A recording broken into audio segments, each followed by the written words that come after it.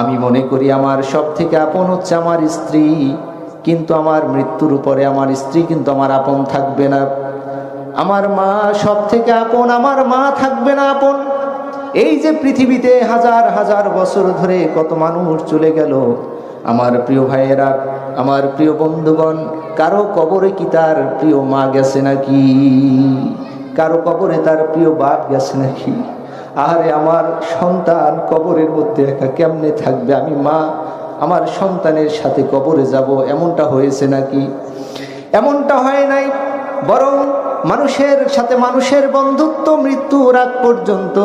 মৃত্যু এসে গেল মানে হচ্ছে তার সাথে দুনিয়ার সমস্ত মানুষের সম্পর্ক কাট হয়ে গেছে, ঠিক কি না? যখন আমাদের কবরে রাখা হয়, একটি দোয়া পড়ে আমাদের কবরে রাখে, সেই দোয়াটি আমার সাথে সকলেই পড়ুন। বিসমিল্লাহি ওয়া আলা মিল্লাতি রাসূলিল্লাহ। কবরের মধ্যে যখন রাখে তখন বন্ধু বানায় দেয় কারে? আল্লাহ এবং রাসূলকে বন্ধু বানায় দেয়, যে আল্লাহ আপনার নামে আর আপনার বন্ধুর মিল্লাতের উপর রেখে গেলাম, আমাদের এই আপনজন আমরা আপনাদের দায়িত্বে ছেড়ে দিয়ে গেলাম। সুবহানাল্লাহ। অতএব বোঝা যায় যে মানুষের সব থেকে আপনকে আল্লাহ এবং রসুল। ভালোবাসতে হবে আল্লাহ এবং রসুলকে সবার থেকে। কি সবার থেকে? নবীজিকে যদি সবার থেকে বেশি ভালোবাসা না যায়, আমার নবী বলেন সেই মানুষটা তাহলে মুমিন হতে পারবে না। নবীজি বললেন, লা ইউমিনু আহাদুকুম হাত্তা আকুনা হাব্বা ইলাইহি মিন ওয়ালিদিহি ওয়া ওয়ালাদিহি ওয়ান নাসি আজমাইন। তোমার সন্তান, তোমাদের মা বাপ, দুনিয়ার সমস্ত মানুষের থেকে, সমস্ত কিছুর থেকে যদি আমি নবীকে বেশি ভালোবাসতে না পারো, ততক্ষণ পর্যন্ত পরিপূর্ণ মুমিন হওয়া সম্ভব নয়। সুবহানাল্লাহ বলেন। সবার থেকে নবীকে ভালোবাসতে না পারলে পরিপূর্ণ মুমিন হওয়া সম্ভব নয়। ভাইয়েরা আমার, বুখারী শরীফের 6632 নম্বর হাদিস, কান খোলা রেখে হাদিসটা শোনেন। আব্দুল্লাহ ইবনে হিশাম রাদিয়াল্লাহু তাআলা আনহু হাদিসটা বর্ণনা করেন। তিনি বলেন, হযরত ওমর একবার নবীজির সাথে হাঁটতেছে, নবীজির হাতে হাত রেখে ওমর হাঁটতেছে। খোশ গল্প দুজন করতেছিল, বিভিন্ন কথাবার্তা ওমরের মাঝে আর নবীর মাঝে চলতেছে। হঠাৎ করে কৌতূহলী হয়ে ওমরে ফারুক রাদিয়াল্লাহু তাআলা আনহু তিনি বললেন, হে রাসূল, আমি আপনাকে দারুণ মহব্বত করি, আপনাকে অনেক ভালোবাসি। আমার মায়ের থেকে, বাবার থেকে, স্ত্রী থেকে, সন্তানের থেকে, দুনিয়ার সবার থেকে রাসূল আপনাকে বেশি ভালোবাসি। তবে রাসূল একটা কথা, ইল্লা বিন নাফসি, আমি আমার নিজের জীবনের থেকে আপনাকে বেশি মহব্বত করি না। নবীজি বললেন, আল্লাযী নাফসি বিয়াদি হাত্তা কুনা হাব্বা ইলাইকা মিন নাফসিক। জোরে বলেন সুবহানাল্লাহ। নবীজি বললেন, ওমর, সবার থেকে তুমি আমাকে বেশি মহব্বত করো, কিন্তু নিজের জীবনের থেকে বেশি মহব্বত করো না। ওই সত্তার কসম, ওমর, এখনো তুমি পরিপূর্ণ কামেল মুমিন হতে পারো নাই। আল্লাহু আকবার কবেন না? ওমরকে বলতেছে, ওমর, এখনো পরিপূর্ণ মুমিন হতে পারো নাই। কারণ হচ্ছে নিজের জীবনের থেকে এখনো তুমি নবীজিকে ভালোবাসতে পারো নাই। হযরত ওমর জিম মেরে গেলেন, আশ্চর্য হয়ে গেলেন, কেমন কথা নবীজি আমাকে বললেন, আমি ওমর নাকি এখনো পরিপূর্ণ মুমিন হতে পারি নাই। আমার ভাইয়েরা, ওমর রাদিয়াল্লাহু তাআলা আনহু কিছুক্ষণ চুপ থেকে গেলেন। কিছুক্ষণ পরে ওমর বললেন, হুজুর, আমি আল্লাহর কসম করে বলি, এখন থেকে আমার জীবনের থেকে আমি ওমর আপনাকে বেশি মহব্বত করি। আল্লাহর নবী বললেন, আল-আন আল ওমর আনতাল মুমিনাল কামিল। ওমর, আমিও কথা দিলাম, এই মুহূর্ত থেকে তুমি পরিপূর্ণ মুমিন হতে পেরেছো। সুবহানাল্লাহ। নবীজির ভালোবাসাই হচ্ছে ঈমান। নবীর ভালোবাসা কি? ঈমান। ভারতীয় উপমহাদেশের প্রখ্যাত একজন সুফি, প্রখ্যাত একজন ওলি, হযরতে শাহ সুফি ফতে আলী ওয়াইসি রহমাতুল্লাহ আলাইকে প্রশ্ন করলেন, হুজুর, আপনার কাছে ঈমান বলতে আপনি কি বোঝেন? আপনার কাছে ঈমান কি? সুফি ফতে আলী ওয়াইসি বললেন, আমার কাছে ঈমান হলো রসুলের মোহাব্বত। সুবহানাল্লাহ। আমি ঈমান বলতে রসুলের মোহাব্বতকেই বুঝি। এই সুফি ফতে আলী রসুলকে এত মোহাব্বত করতেন, রসুলের সাথে জিয়ারত হয় না, তিনি পাহাড়ের চূড়ায় গেলেন লাফ দিয়া আত্মহত্যা করবেন, রসুলের সাথে তার জিয়ারত হয় না।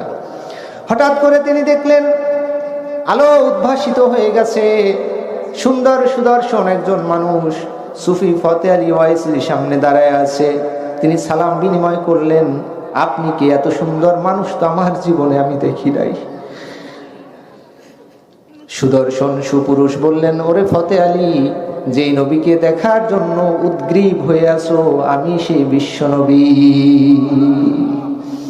আমি তোমার সাথে দেখা দিলাম। সুফি ফতে আলী বললেন, আপনি একবার নয়, আমার সাথে বারবার দেখা দিতে হবে। নবীজি বললেন, তোমার সাথে আমি বছরে একবার দেখা দিব। সুফি ফতে আলী বললেন, হুজুর তাতে হবে না। নবীজি বললেন, তোমার সাথে মাসে একবার দেখা দেব। সুফি ফতে আলী বললেন, তাতেও আমার হবে না। হুজুর বললেন, সপ্তাহে একদিন দেব, তাতেও হবে না। বললেন, প্রতিদিন রাতে তোমার সাথে স্বপ্ন যোগে আমি দেখা দেব। সুফি ফতে আলী বললেন, হুজুর তাতেও আমার হবে না। নবীজি বললেন, ও ফতে আলী, তুমি কি চাও? ওরে পাগল, তুই কি চাও বল। সুবহানাল্লাহ। সুফি ফতে আলী চোখের পানি ছেড়ে দিয়া বললেন, হুজুর আমি ফতে আলী যখন মনে মনে আপনাকে কল্পনা করব, যখনই আপনাকে স্মরণ করব, তখনই যেন আমি আপনাকে দেখতে পারি। নবীজি বললেন, তোমার এই আবেদন মঞ্জুর হয়ে গেছে। এই জন্য সুফি ফতে আলী যখনই তিনি চাইতেন নবীর সাথে তার জাগ্রত রসুলের প্রেম, এটাই হচ্ছে ঈমান। সুবহানাল্লাহ বলেন। সাহাবাদের মূলধন, সাহাবায়ে কেরামের মূলধন ছিল কি? রসুলের মোহাব্বত।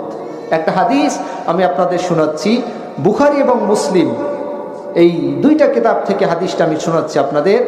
একজন সাহাবা রসুলের কাছে আসলেন, রসুলের কাছে এসে প্রশ্ন করলেন, মাতাসা, হে রসুল কিয়ামত কবে হবে? কথা বুঝেন নাই? রসুলকে বলতেছেন মাতাসা, হে রসুল কিয়ামত কবে হবে? নবীজি বললেন, ওয়াইলুক ওমা আদাত্তালাহা, তুমি এতভাবে, এত সুন্দরভাবে, এত সাহস নিয়া তুমি প্রশ্ন করলা যে কিয়ামত কবে হবে, তার মানে বোঝা যায় যে তুমি কিয়ামত হওয়ার জন্য তুমি খুব আগ্রহী। অর্থাৎ তুমি এমন কিছু আমল মনে হয় করে ফেলছো যে কিয়ামত হলেই মনে হয় ভালো হয়। অর্থাৎ মনে হয় যে তুমি কিয়ামতের জন্য একদম প্রস্তুত। এটা বুঝায় না? মনে হয় যে তুমি কিয়ামতের জন্য প্রস্তুত, তুমি এমন কি আমল করছো। নবীজি বললেন, কি আমল আছে তোমার? মানুষ কিয়ামতকে ভয় পায়, আর তুমি জিজ্ঞাসা করো যে কিয়ামত কবে হবে, তোমার আমল কি? ভাইয়েরা আমার, এই প্রশ্নের জবাবে ওই সাহাবী কি উত্তর দিলেন? আমরা মনে করব তিনি বলবেন, হুজুর আমার আমল নামায় তাহাজ্জুদ আছে। আমরা মনে করতে পারি তিনি বলবেন, আমার আমল নামায় দান সাদগার সওয়াব আছে। কিন্তু ওই সাহাবী এমন একটা উত্তর দিলেন, শুনলে আপনার অবাক হয়ে যাবেন। সাহাবী বললেন, মা আদাতুলাহা ইল্লা আন্নী উহিব্বুল্লাহ ওয়া রাসূলা। জোরে বলি আল্লাহু আকবার। সাহাবী বললেন, হুজুর আমার আমল নামায় নামাজের সওয়াব আছে কিনা, নামাজ কবুল হয়েছে কিনা আমি জানি না। আমার আমল নামায় দানের সওয়াব যোগ হয়েছে কিনা আমি জানি না। আমার কি আমল আছে আমি জানি না। তবে আমার একটা আমল আছে, একটা সম্বল আছে, একটা পাওয়ার আছে। আমি আল্লাহ এবং রসুলকে আমার জীবনের থেকেও বেশি মহব্বত করি। জোরে বলি সুবহানাল্লাহ। আর একটু জোরে বলি সুবহানাল্লাহ। হুজুর আমার কি আমল আছে জানি না, তবে একটা পাওয়ার আমার কাছে আছে, সেটা হচ্ছে কি, আল্লাহ এবং রসুলকে আমি আমার জীবনের থেকে মহব্বত করি। সাহাবার এই কথা শুনে আমার নবীজি বললেন, আনতা মা মান আহবাবতা। ও সাহাবী, টেনশন করো না, চিন্তা করো না।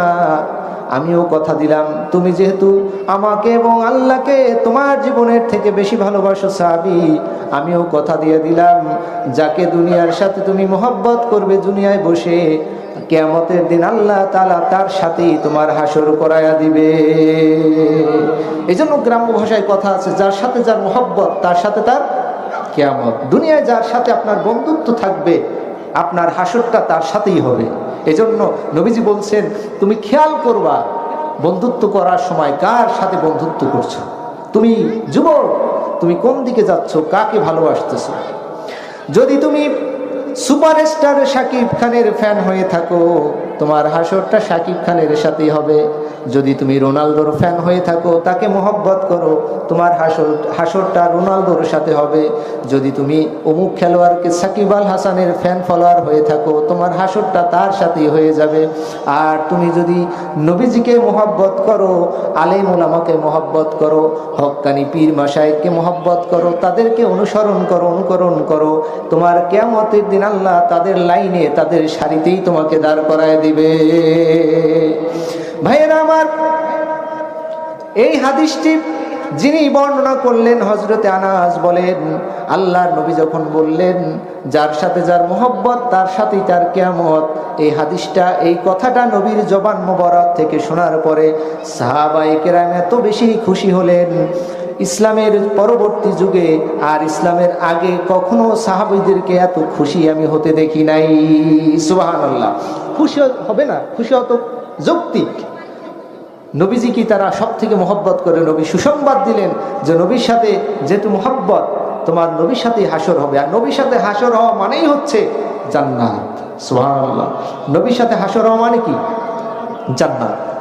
ভাইয়েরা আমার, বদর যুদ্ধে নবীজি রওনা করলেন। পথের মধ্যে একজন ভদ্র মহিলা সাহাবী নবীজির পথ আগলায় দাঁড়াইলেন। নবীজি বললেন, তুমি পথ আগলায় দাঁড়ালা কেন? তোমার কি আরজি আছে? তুমি কি চাও আমাকে বলো। আমার ভাইয়েরা, আমার বন্ধুগণ, মহিলা সাহেব বললেন, হুজুর আপনি বদরের যুদ্ধে যাচ্ছেন, বদরের যুদ্ধে আমি কি দান করব আপনাকে? যে যার মতো দান করেছে, যার ঘরে বড় সন্তান আছে তাকে সে সন্তান পাঠায় দিছে, যার ঘরে স্বামী আছে সে স্বামীকে জিহাদের ময়দানে পাঠায় দিছে।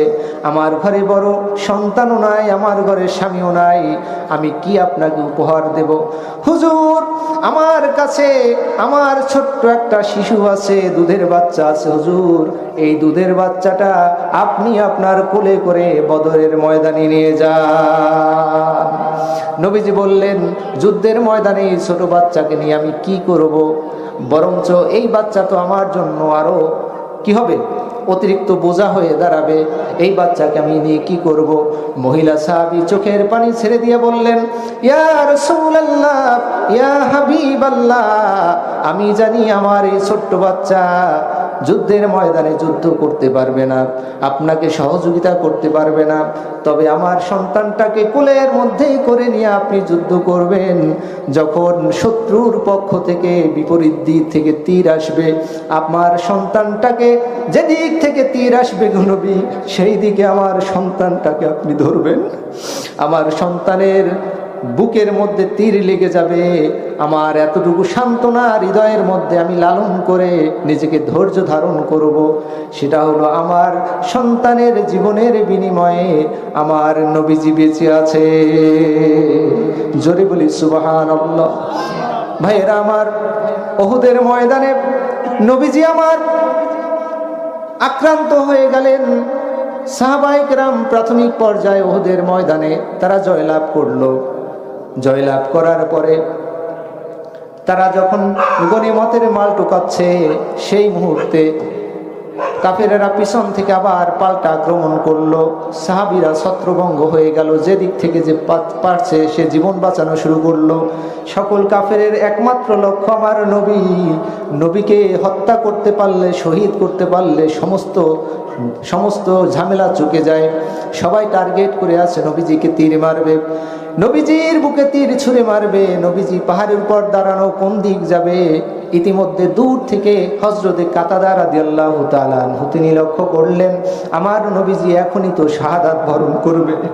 হযরতে কাতাদা সহ্য করতে পারলেন না, দৌড়ে গিয়ে নবীজির সামনে দাঁড়ায়া বললেন, ইয়া রাসূলুল্লাহ, ইয়া হাবিবাল্লাহ, আপনি আমার যেই জায়গায় দাঁড়ানো আছেন সেই জায়গায় দাঁড়ায় থাকবেন, আমার থেকে আপনি এক চুল ডানেও যাবেন না, বামেও যাবেন না।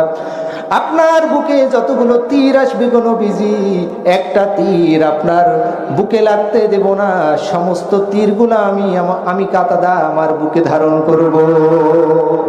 ভাইয়েরা আমার নবী দাঁড়ায় আছে, হাদিসের মধ্যে এসেছে একটা নয় দুইটা নয়, কাফেরদের থেকে ছুরি মারা ৯৭টা তীর কাতাদার বুকের মধ্যে ঢুকে গেছে। তারপরেও কাতাদা তিনি তার জায়গা থেকে সরতেছে না। তার কারণ হলো সরে গেলেই তো নবী আক্রান্ত হয়ে যাবে। কাতাদা বুক পেতে দাঁড়ায় আছে, তীরগুলো তার বুকের মধ্যে লাগতেছে, ৯৭টা তীর। ইতিমধ্যেই একটা তীর এসে কাতাদার চোখের মধ্যে বিঁধে গেল। কাতাদার চোখ খুলে নাভি পর্যন্ত ঝুলে পড়ে গেছে। কাতাদা অজ্ঞান হয়ে পড়ে গেল। যুদ্ধ থেমে গেল। নবীজিকে সেভ করলো। নবীজির এক দাঁত মোবারক শহীদ হয়ে গেল। নবীজিকে সেভ করা হলো, কাতাদাকে নিয়ে যাওয়া হলো। কাতাদাকে যখন সেবা শুশ্রূষা করে তাকে সুস্থ করা হলো, হযরতে কাতাদা রাদিয়াল্লাহু তাআলা আনহু তার জ্ঞান ফিরে আসছে। সকলে জিজ্ঞেস করলো, কাতাদা তোমার অবস্থা কি? কাতাদা বললেন, আমার অবস্থা পরে জিজ্ঞেস করো, আগে বলো আমার নবী কেমন আছে, আগে বলো আমার নবী কেমন আছে। সবাই বললে, তুমি ধৈর্য ধারণ করো, নিশ্চিন্ত থাকো, নবীজিও একটু আহত হয়েছেন বটে, কিন্তু তিনি জীবিত আছে, সুস্থ আছে। কাতাদা বললেন, আমারে আমার নবীর কাছে নিয়ে যাও। নবীর কাছে নিয়ে গেলেন। নবী বললেন, ওরে কাতাদা, তুই তো তোর জন্য জান্নাত ওয়াজিব করে নিয়েছো। হযরতে কাতাদা রাদিয়াল্লাহু তাআলা আনহু তিনি বললেন, হুজুর আমি জান্নাত চাই না, আপনি আমার চোখ ভালো করে দেন। আল্লাহ নবী বলল, তোমার চোখের দরকার নাই, আমি ওয়াদা করলাম, তুমি আমার জীবন রক্ষা করলা, ৯৭টা তীর তোমার দেহের মধ্যে ঢুকাইয়া নিলা, আমি এর বিনিময়ে তোমাকে জান্নাতের জন্য সুপারিশ করব। কাতাদা বললেন, হুজুর আমার জান্নাত লাগবে না, আমার চোখ লাগবে। সুবহানাল্লাহ। আমার কি লাগবে? হুজুর বললেন, তুমি দুনিয়ার চোখের জন্য জান্নাত কি হারাইতে চাও? কাতাদা বললেন, হুজুর আমার চোখ লাগবে, কারণে জান্নাত যদি নাও পাই আমার আপত্তি নাই, কিন্তু দুনিয়ায় যতদিন বেঁচে থাকবো এই চোখ দিয়া বিশ্ব নবীকে না দেখে আমি থাকতে পারবো না। আমাকে বিশ্ব নবীকে দেখতে হবে। নবীজিকে দেখলে পেটের ক্ষুধা নিবারণ হয়ে যায়, নবীজিকে দেখলে হৃদয়ে অশান্ত হৃদয় শান্ত হয়ে যায়। অতএব আমার চোখ লাগবে। সুবহানাল্লাহ। আমার কি লাগবে? চোখ লাগবে। নবীজি আমার কাতাদাকে বললেন, কাতাদা তোমার চোখ আমি কেমনে ফিরায় দেব? কাতাদা বললেন, হুজুর ঈসা রুহুল্লাহ টাক মাথায় হাত বুলায় দিলে চুল ফিরে আসতো, অন্ধের চোখে হাত বুলায় দিলে ঈসা রুহুল্লাহ অন্ধের দৃষ্টি ফিরে আসতো। আমার বিশ্বাস ঈসা রুহুল্লাহর থেকে আপনার মুজিজার পাওয়ার হাজার হাজার গুণ বেশি। অতএব ঈসা যখন পারছে আপনিও পারবেন। সুবহানাল্লাহ বলেন। ঈসা যখন পারছে আপনিও কি? অবশ্যই পারবেন। হাদিসের মধ্যে আসছে, আমার নবীজি কাতাদার ওই চোখটা কাতাদার চোখের মধ্যে ফিট করে দিয়া নবীজির মুখ জবান মুবারক থেকে লালা মুবারক নিয়া নবীজি তার হাত আঙ্গুল মুবারক দিয়া যখন কাতাদার চোখে লাগায় দিল, কাতাদাকে জিজ্ঞেস করলো, কাতাদা তোমার কি অবস্থা? হযরতে কাতাদা বললেন, হুজুর আগে যা দেখতাম তার থেকে হাজার গুণ বেশি দেখি। আগে যা দেখতাম তার থেকে কি দেখি? হাজার গুণ বেশি। একজন সাহাবী, মহিলা সাহাবী হযরতে সুমাইয়া রাদিয়াল্লাহু তাআলা আনহা, তিনি শুনছেন দূর থেকে যে নবীজি উহুদের ময়দানে শাহাদাত বরণ করছে। কাফেররা এই বিভ্রান্তি মানুষের মধ্যে ছড়াই দিয়েছে যে নবীজি কি শাহাদাত বরণ করছে। হযরতে সুমাইয়া রাদিয়াল্লাহু তাআলা আনহা পাগলের মতো দৌড়ায়। পথিমধ্যে তাকে জিজ্ঞেস করে, ওরে সুমাইয়া দৌড়াও কেন? বলে, আমি উহুদের ময়দানে যাব। বলতেছে, উহুদের ময়দানে যায় কি করবা? তোমার ভাই যে উহুদের ময়দানে গিয়েছিল, তোমার ভাই তো শাহাদাত বরণ করছে। সুমাইয়া বলে, আমার ভাইয়ের দরকার নাই, আমার যাইতে হবে আমার নবীজি সুস্থ আছে কিনা, নবীজি জীবিত আছে কিনা তা দেখার জন্য। আবার দৌড়াচ্ছে। একজন বলে, তুমি যায় কি করবা? তোমার সন্তান যুদ্ধের ময়দানে শহীদ। হযরতে সুমাইয়া বলেন, আমার সন্তানের দরকার নাই, আমি সন্তানের জন্য দৌড়াই না, আমি দৌড়াই আমার বিশ্ব নবীর জন্য। ওরে সুমাইয়া কেন দৌড়াও? তোমার স্বামী তো শাহাদাত বরণ করছে। সুমাইয়া বলেন, আমার স্বামীর দরকার নাই, আমি দৌড়াই আমার বিশ্ব নবীর জন্য। দৌড়াতে দৌড়াতে গিয়া তিনি দেখলেন বিশ্ব নবী সুস্থ অবস্থায় দাঁড়ায় আছে। উনি বললেন, আলহামদুলিল্লাহ। কি বললেন? আলহামদুলিল্লাহ। নবীজি বললেন, তুমি এখানে কেন?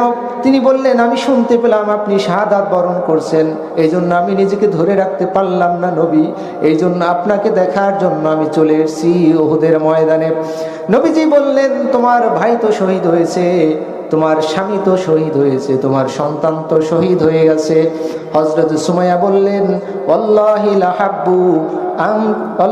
লাহাব্বু আনতা মিন ওয়ালাদি ওয়া যাওজি ওয়া আখি। সুবহানাল্লাহ বলেন। হযরত সুমাইয়া বললেন, আমি আমার স্বামীর জন্য মোটেও আফসোস করি না, আমি আমার সন্তানের জন্য মোটেও আফসোস করি না, আমি আমার ভাইয়ের জন্য মোটেও আফসোস করি না। আমার সান্ত্বনা এতটুকুই, আমার ভাই, আমার ছেলে, আমার স্বামীর জীবনের বিনিময়ে আমার নবী বেঁচে আছে। নবী বললেন, সুমাইয়া রে, তোমার জন্য আমি বলে দিলাম, তোমার জন্য আমি ঘোষণা করে দিলাম, তুমি অবশ্যই জান্নাতের অধিকারিণী হয়ে গেছো। জোরে বলি আল্লাহু আকবার। অতএব ভালোবাসতে হবে কাকে? বলেন, ভালোবাসতে হবে কাকে? এই পৃথিবীর কেউ আমার আপন নয়, আপনকে? এই পৃথিবীর কেউ আমার আপন নয়, আপন হচ্ছে আমার নবী মুহাম্মদুর রাসূলুল্লাহ। কঠিন কিয়ামতের ময়দানে সন্তান মাকে চিনবে না, মা সন্তানকে চিনবে না, বাপ ছেলের পরিচয় দেবে না, ভাই ভাইয়ের পরিচয় দেবে না, নেতা কর্মীর পরিচয় দেবে না। ওই কঠিন ময়দানে একমাত্র ভরসা নূর নবীজি মুহাম্মদুর রাসূলুল্লাহ। সকলে বলি সাল্লাল্লাহু আলাইহি ওয়াসাল্লাম। নবীজি যাকে বলবেন আল্লাহর কাছে সুপারিশ করবেন, নবীজি আল্লাহর কাছে সুপারিশ করে যার ব্যাপারে বলবেন যে আল্লাহ এটা হচ্ছে আমার উম্মত, আল্লাহ বলবেন এটা এই উম্মত যাকে সাব্যস্ত করলা শুধুমাত্র কেবলমাত্র সেই নাজাত পেয়ে গেল।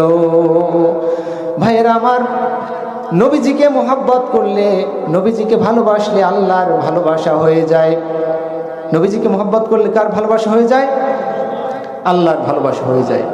আমার ভাইয়েরা, আল্লাহ রাব্বুল আলামিন বলেন, ও মাইয়ুতিইল্লাহা ওয়া রাসূলাহু ইউদখিলহু জান্নাতিন তাজরি মিন তাহতিহাল আনহার ওয়া মাইয়াতাওয়াল্লা ইউআযিবহু আযাবান আলীমা। জোরে বলি আল্লাহু আকবার। আল্লাহ রাব্বুল আলামিন বললেন, যেই ব্যক্তি আল্লাহ এবং রাসূলের আনুগত্য করলো তিনি তাকে এমন জান্নাতে প্রবেশ করাবেন যেই জান্নাতের তলদেশ থেকে নহর সমূহ প্রস্রবণ ঝর্ণা প্রবাহিত হয়ে গেছে।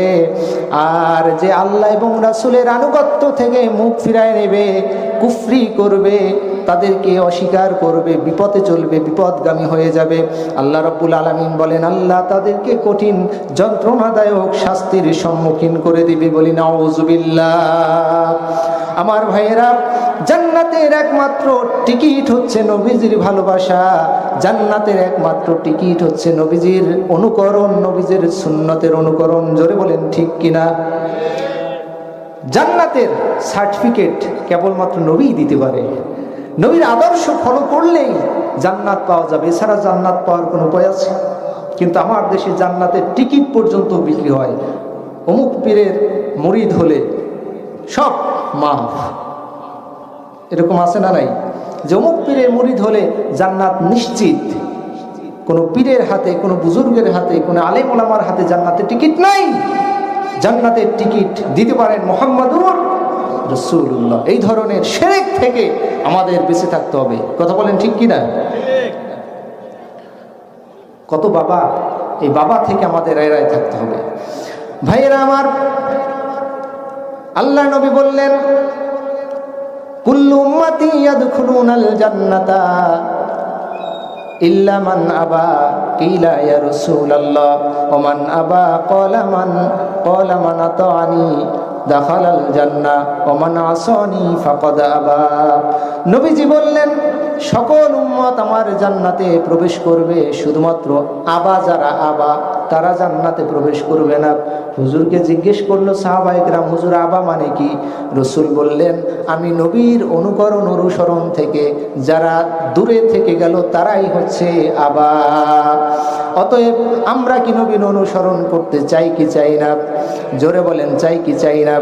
আমার ভাইয়েরা, আল্লাহ রাব্বুল আলামিন আবার বললেন, মাইয়ুতিইর রাসূলা ফাকাদ আতাআল্লাহ ওয়া মান তাওয়াল্লা ফামা আরসালনাকা আলাইহিম হাফিযা।